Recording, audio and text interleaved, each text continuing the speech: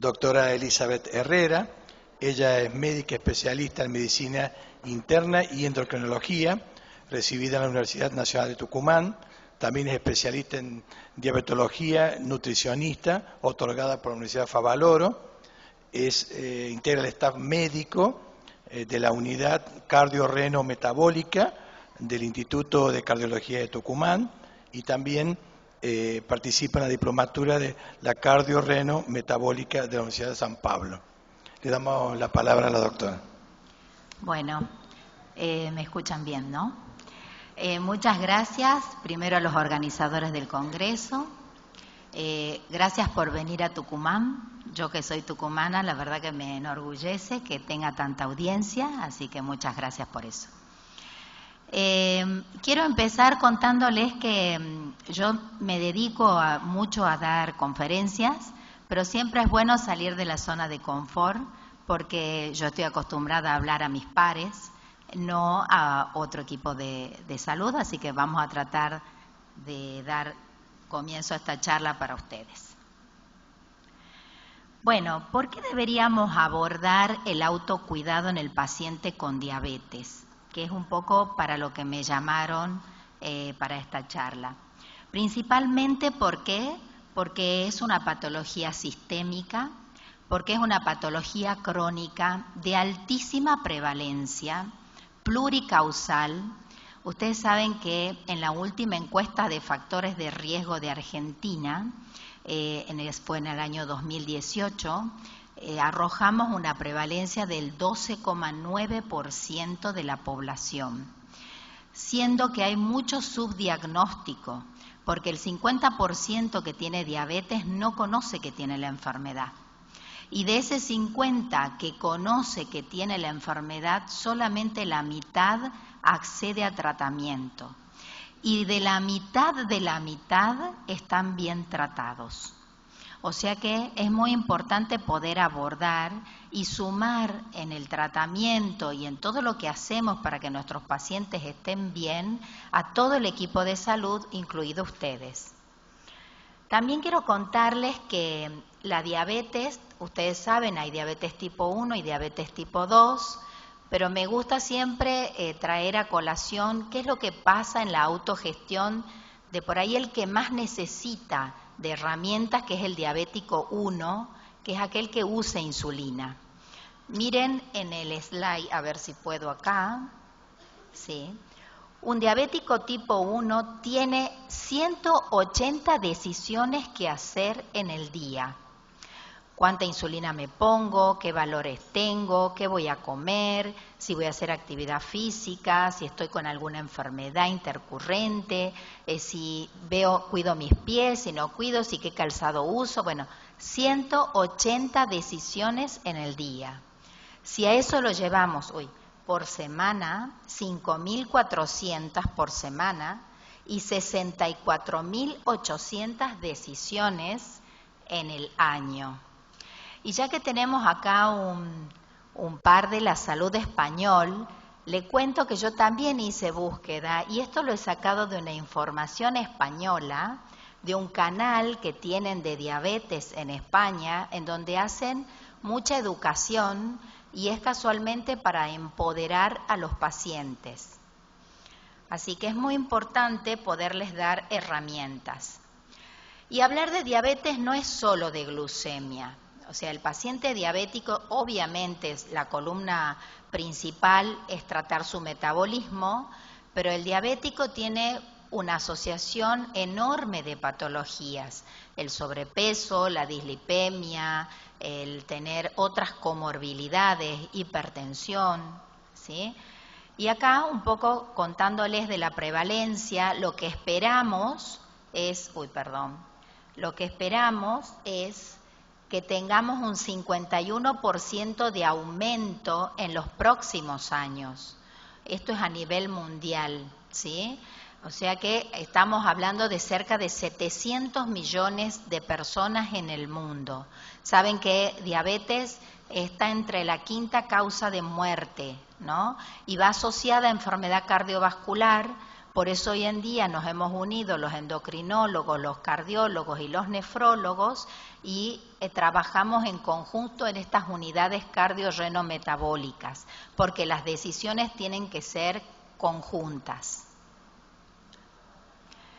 Y también es importante acá hacer una mención sobre la diabetes tipo 2, que es lo que quizás ustedes más van a ver en la consulta en la farmacia, porque la expectativa de vida va aumentando. Tenemos mejores drogas, llegamos más a tiempo con los diagnósticos y esto hace entonces que la población sea más añosa y también desarrolle más estas patologías crónicas altamente prevalentes. Esto es un dato de las Américas para que ustedes un poco reforzar lo que comenté anteriormente. 4 de cada 5 adultos con diabetes están sin diagnosticar y viven en nuestros países, países que por ahí tenemos de bajos ingresos, ¿sí?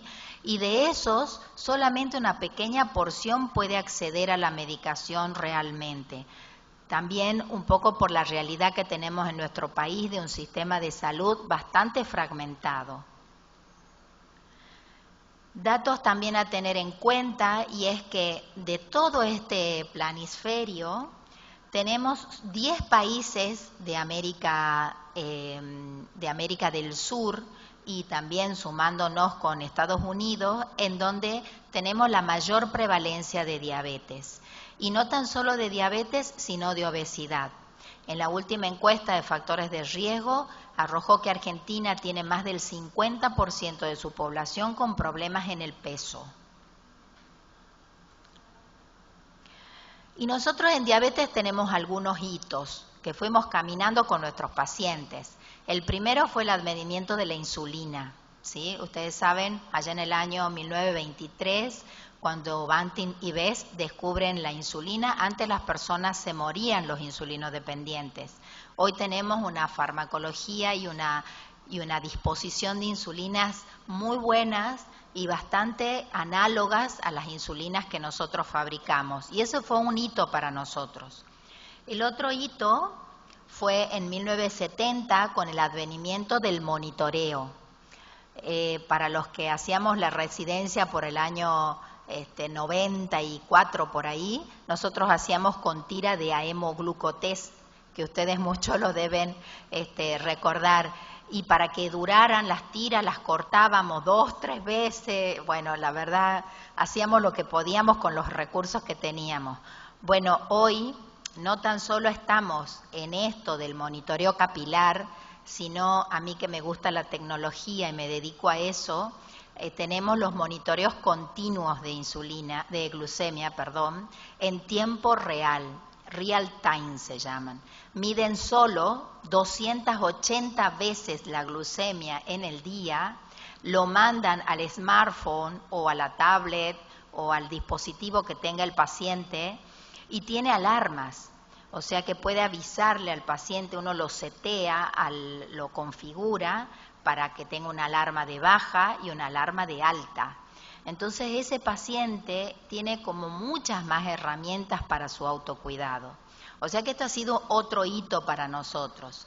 El tercer hito es cerca del año 95 y es cuando empezamos a trabajar en equipo, con pares. Nosotros en diabetes tenemos los pacientes expertos en diabetes, que ellos son los que también dan la educación a sus otros pares para poder interpretar no tan solo desde el conocimiento científico, sino sobre la empatía que uno tiene que tener sobre otro que le pasa lo mismo que a mí.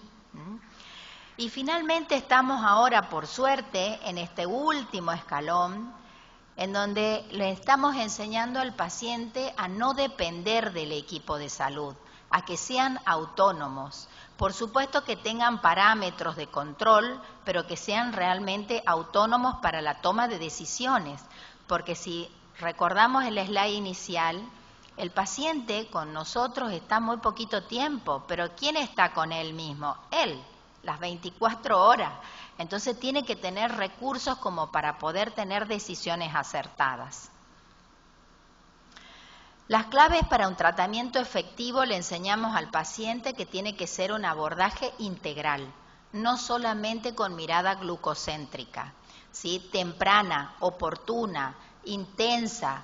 Hay un estudio que nosotros citamos mucho y hemos aprendido los médicos que se llama UKPDS, en donde había 2 ramas de tratamiento, el tratamiento convencional y un tratamiento intensivo, intensificado. Bueno, a lo largo del tiempo y después de muchos años de seguimiento a este corte, se vio que las personas que menos se complicaban eran las que nosotros habíamos hecho intervenciones intensivas, fuertes desde el inicio, y no solamente quedarnos con aconsejamiento. Entonces, siempre el paciente centrado, ¿sí?, contando con las herramientas que necesita, por supuesto, el monitoreo, contar con toda su documentación, si fuera electrónica mejor, con todo el seguimiento por un equipo de salud, ¿sí?, para que él pueda aprender, educarse y tomar decisiones correctas. Si vemos en este gráfico, hablamos del diagnóstico, que obviamente tiene que ser lo más precoz posible. Eso hay una disquisición en el diagnóstico dependiendo del tipo de diabetes. Si es 1, es muy fácil, porque es un evento agudo. El paciente va a internación con una cetoacidosis, lo más probable. El problema es en el diabético 2, que aquel tiene síntomas insidiosos de a poco y los va como naturalizando. Entonces muchas veces el punto de contacto no es el médico, es el entorno, es la farmacia. Consultan mucho a la farmacia con síntomas los pacientes, ¿no? ¿Sí? Bueno, entonces es importante que quien los recepcione a esa pregunta lo sepa orientar. Orina mucho, tiene mucha sed, le duelen las piernas, bajó de peso. Bueno, por ahí puedo orientar también a que vaya y haga una consulta precoz, que haga un laboratorio. Sería buenísimo que pudieran también prescribir, ¿por qué no?, una glucemia, ¿no? O asesorar que se haga aunque sea un monitoreo capilar, ¿sí? Así que el diagnóstico va a depender del tipo de la patología. También es importante que veamos las circunstancias en las que esta persona vive, sus creencias, de dónde viene, cómo es su entorno. Eso es sumamente importante. Y para nosotros hoy le damos muchísima relevancia a lo que nuestro paciente quiere y necesita, porque la empatía debe ser lo primordial. No es que venimos de un modelo hegemónico como antes, que quizás en el que nos hemos formado muchos, en donde el médico bajaba la línea y eso es lo que hay que hacer. Hoy no, hoy negociamos. ¿Sí? El paciente dice, no, él y yo no me quiero medir tantas veces y recontar hidratos. Y bueno, hay cosas que podemos negociar y hay otras que no. Y hay que hacerle entender que sí y que no. Podemos negociar alguna comida, podemos negociar no tanta actividad física, pero jamás nunca un diabético 1 podríamos negociar que no se ponga insulina. Eso no podríamos negociar. Entonces, ¿cuáles son las competencias que debería tener una persona con diabetes? Primero, tendría que poder alcanzar objetivos. Y para alcanzar objetivos no los tiene que conocer el médico solamente, los tiene que saber el paciente, hacia dónde va, cuáles son las métricas que tendría que tener, ¿sí? Y para eso vamos al foquito, este que está acá a la par, que he querido hacer alusión a todo lo que tiene que ver con la parte educativa. El paciente tiene que tener una estructura de educación real, con clases o con compartir talleres, o por ahí puede ser una intervención educativa individual con el médico mano a mano, o con la nutricionista, con la enfermera educadora, ¿sí? Pero tendríamos que, como base, el paciente tiene que conocer qué es lo que le está pasando, cuáles son los riesgos que tiene y cuál es el tratamiento más adecuado. Y finalmente, no tan solo conocer, saber, educarse, asimilar y entender, sino que también el paciente tiene que poner en práctica, tiene que generar habilidades. Y en eso el médico y la enfermera y el equipo de salud es muy importante. ¿Cuántos pacientes uno les da por entendido de que saben ponerse una insulina? Y eso es común para mí, pero para el paciente es nuevo, ¿sí? Yo siempre cuento una anécdota de un paciente que en mi residencia de clínica me toca atender a un paciente con asma. Entonces le indico un aerosol. Y viene a la semana a control peor de lo que vino anterior. Entonces mi jefa, que bueno, ya llevaba años y que sabía perfectamente, le dice al señor: Julio, ¿por qué no nos muestras cómo te haces el PAF? Entonces el señor desprendió los broches de la camisa, agarró el PAF y se hizo acá. Entonces yo la miré a la jefa. Me dice, bueno, Eli, siempre hay que reforzar los conocimientos de las técnicas, de cómo se aplican, de cómo se consumen, en qué momentos. No se olviden que por ahí ustedes asisten a muchos pacientes de tercera edad, se olvidan, ¿sí? Están polimedicados. Por ahí yo les digo, Andrés, ¿cómo estás tomando? ¿Qué remedio tomas? La rojita, doctora, la triangular, la cuadradita. Pero si yo no las tomo, no sé cómo son. O sea, es muy importante que el paciente pueda tener mucho acompañamiento escrito, gente que los pueda dar apoyo para que uno pueda decir el medicamento funciona.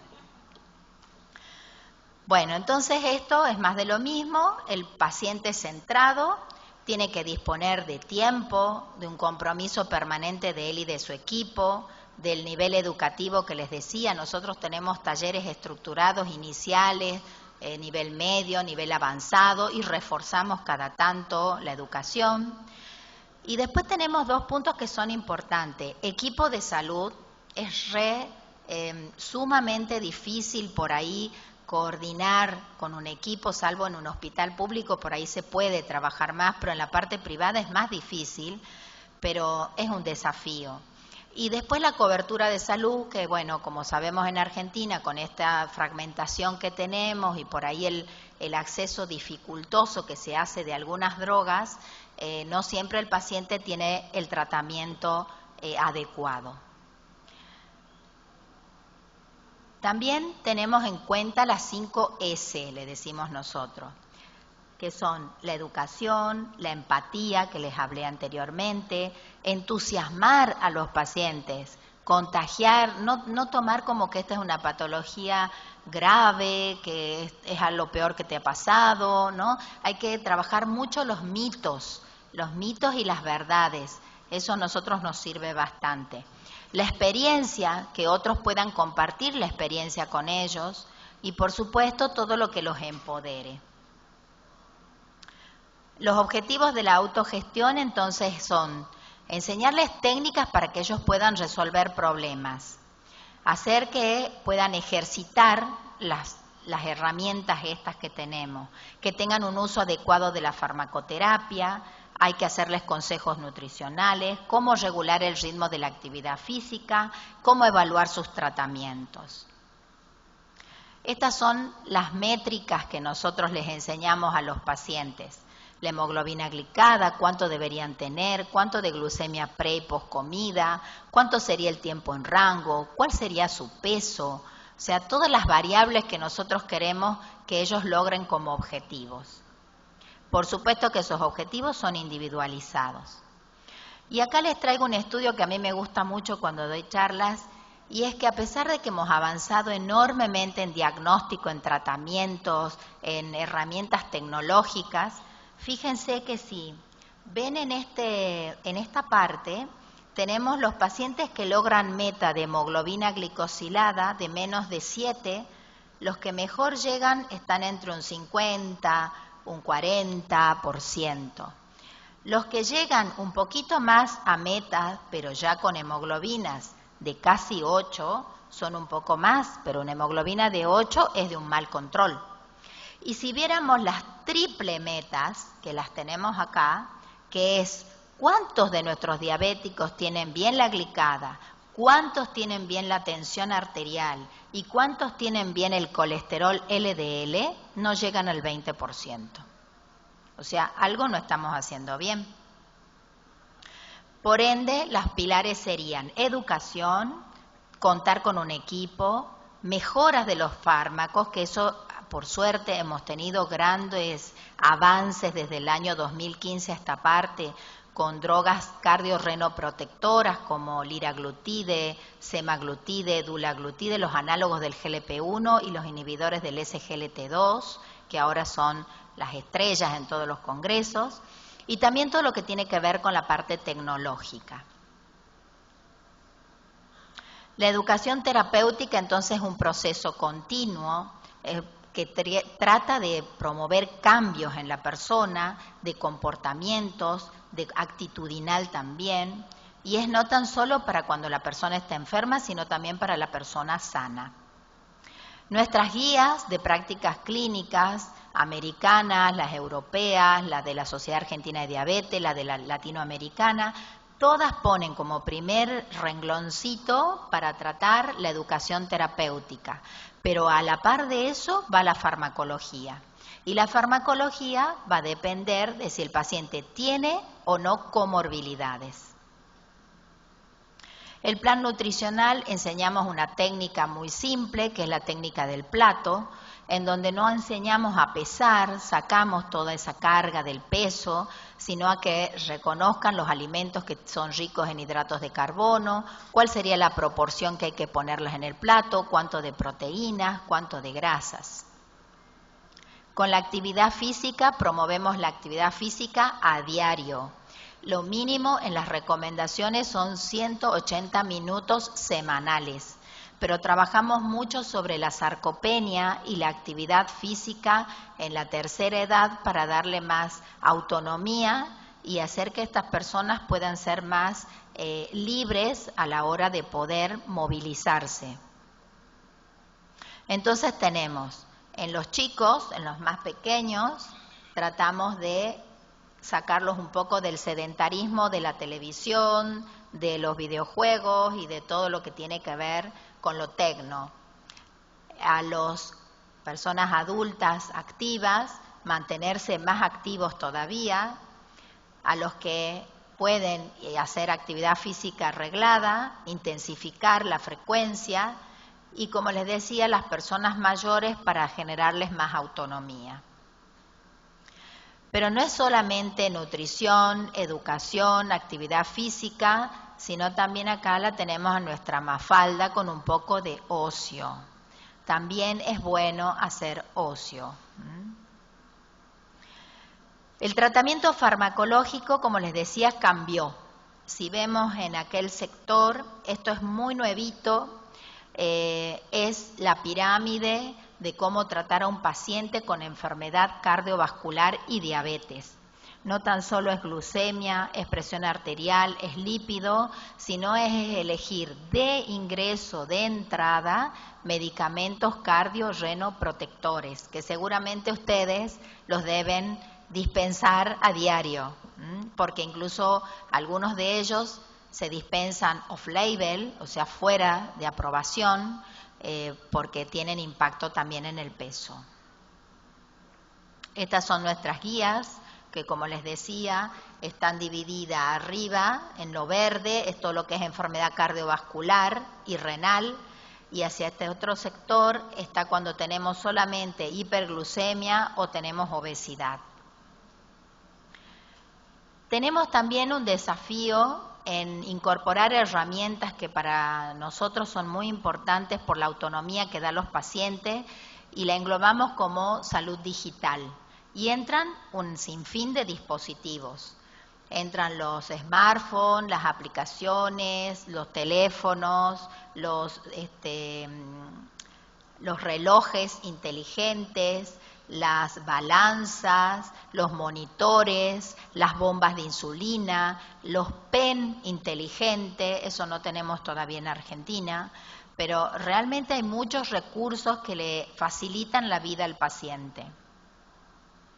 Entonces, tecnología en diabetes sería provisión de insulinas por estos pen inteligentes o nuevas insulinas, medicación medición de la glucemia por los monitoreos continuos, la integración de datos. O sea, el medir mucho pero no analizar los datos no tiene ningún sentido. También le enseñamos al paciente cómo se analizan esos datos. Y después la educación, que ellos pueden acceder a las TICs, a la web, a las apps.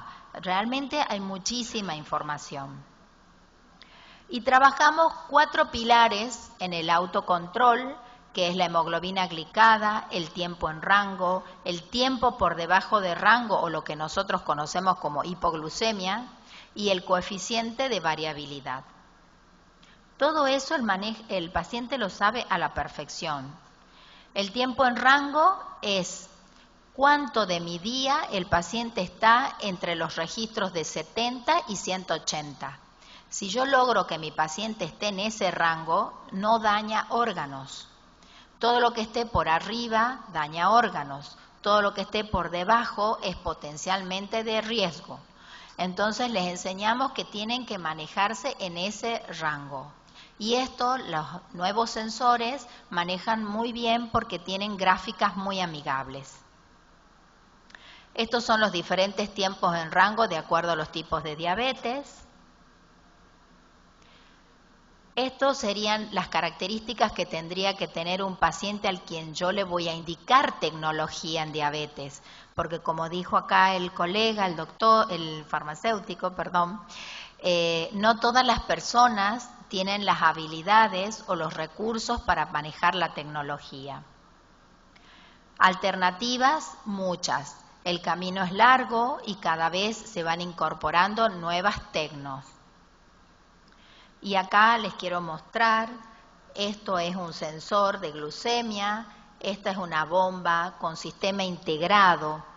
La bomba administra insulina y el sensor lee la glucosa y da todos los datos a través de Bluetooth a la bomba, y la bomba en forma inteligente por un software que tiene con inteligencia artificial puede administrar la insulina según los requerimientos de acuerdo a la glucemia que tiene, ¿sí? O sea, es muy importante poder contar con estos recursos, por lo menos en los diabéticos tipo 1, porque ese es el gold estándar en el mundo. Si vemos, las bombas también fueron cambiando en el tiempo y esto es lo último que tenemos hoy acá. En Argentina tenemos 3 tipos de infusores, ¿sí? Unos que solamente administran insulina y otros que administran insulina y sensan la glucemia. Y tienen lo que se llama corte predictivo.